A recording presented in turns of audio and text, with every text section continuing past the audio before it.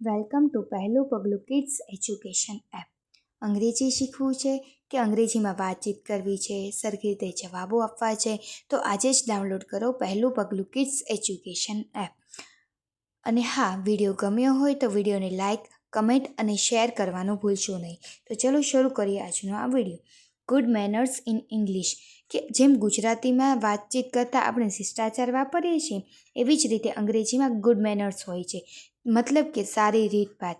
જેમ કે પ્લીઝ મતલબ કૃપા કરીને, થેન્ક યુ મતલબ આભાર, વેલકમ મતલબ સ્વાગત છે, કાઇન્ડલી મતલબ કૃપા કરીને, સોરી મતલબ માફ કરો, એક્સક્યુઝ મી મતલબ માફ કરો, ઇટ્સ માય પ્લેઝર મતલબ આ મારો આનંદ છે.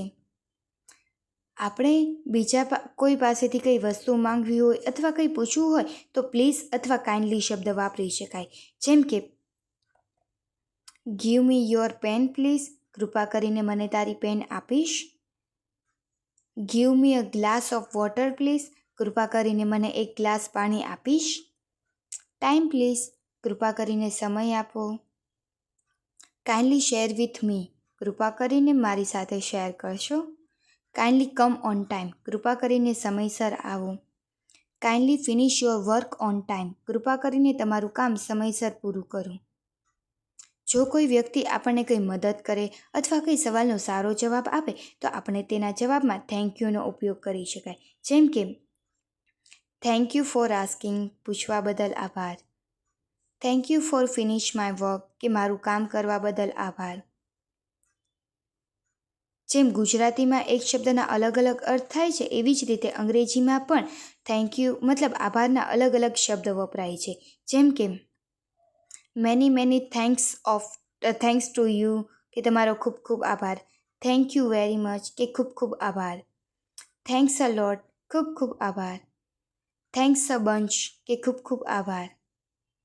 ત્યાર પછી છે કોઈ આપણને થેન્ક યુ કહે અથવા આભાર માને તો એમને શું જવાબ આપવો, તો કહી શકાય કે નો મેન્શન, કંઈ વાંધો નહીં, ઇટ્સ ફાઇન, ઠીક છે. ઇટ્સ માય પ્લેઝર, કે આ મારો આનંદ છે.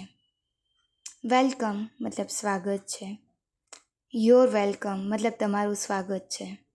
ગુજરાતીમાં જેમ કોઈ વાક્યોને ટૂંકમાં કહી શકાય અથવા લખી શકાય, એવી જ રીતે અંગ્રેજીમાં શોર્ટ ફોર્મ્સ હોય છે. જેમ કે I am, I have, we are, he is, she is, it's not, are not. Video ગમ્યો હોય તો વિડીયોને લાઇક, કમેન્ટ અને શેર કરવાનું ભૂલશો નહીં. Thank you.